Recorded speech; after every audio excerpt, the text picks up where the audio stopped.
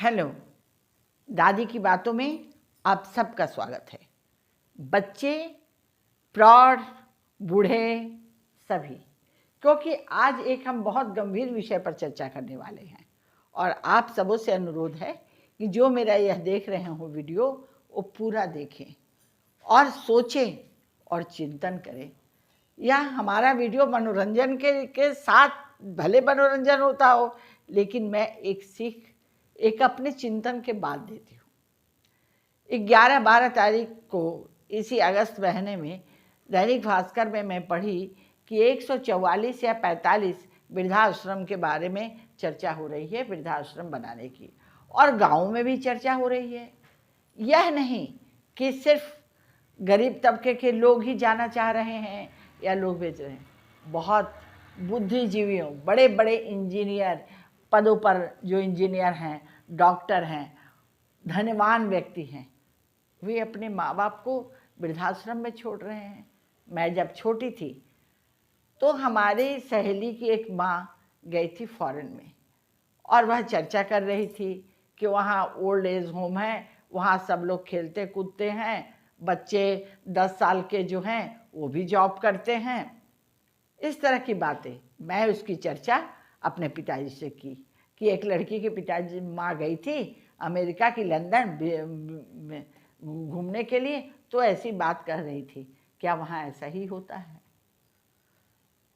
तो मेरे पिताजी ने कहा था, इस संस्कृति, पाश्चात्य संस्कृति को अपनाने वाले जो पाश्चात्य संस्कृति वाले हैं, वे अपने इस पद्धति पर एक दिन पश्चाताप करेंगे।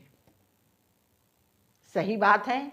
आज जो हरे कृष्ण हरे रामा और माता पिता को गुरु और गुरु को गुरु मान के आ रहे हैं और हम उसी पाश्चात्य संस्कृति को अपना रहे हैं। जरा सोचिए, जो माँ आपको इतना तकलीफ से पालती है, पिता अपनी जवानी का हवन कर देता है और उसे ही वृद्धाश्रम में पहुंचाना आपकी चालाकी है, बुद्धिमानी है, या आपके विवेकशीलता की कमी, या आपका कायरपन, समझ में नहीं आती। यह विकासशील देश में यह नहीं होना चाहिए कि वृद्धाश्रम खुले। दान बहुत अच्छी चीज है, लेकिन इस तरह क्या आप अपने वृद्धावस्था के बारे में चिंतित हैं? अगर चिंतित नहीं हैं तो चिंता कीजिए, और वह आपकी चिंता तभी दूर होगी जब आप सुधरें, आपके बच्चे सुधरें। या मैं किसी एक व्यक्ति की तरफ इंगित नहीं कर रही हूँ कि हाँ, एक व्यक्ति की तरफ इंगित कर रही हूँ कि वो ले गया।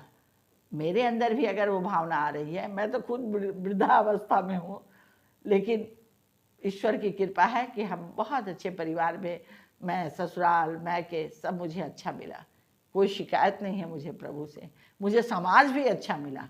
लेकिन दुनिया हमारी है, यह देश हमारा है, सभी लोग हमारे हैं। और जब कभी देखती हूँ कि किसी ने वृद्धाश्रम में फल बांटने गए या कहीं वृद्धाश्रम में पड़े लोग आपस में बातचीत करके खुश होने का भ्रम कर रहे हैं, क्या अपने बच्चों से भी छोड़कर कभी कोई खुश रह सकता है? नहीं। माँ बाप बन गए होंगे, कुछ बनने वाले होंगे, यह विषय विचारणीय है। सभी विचार करें और ये वृद्धाश्रम जो हो रहा है उसमें परिवर्तन लाएं कि नहीं, हमारा घर देवाश्रम बन जाए।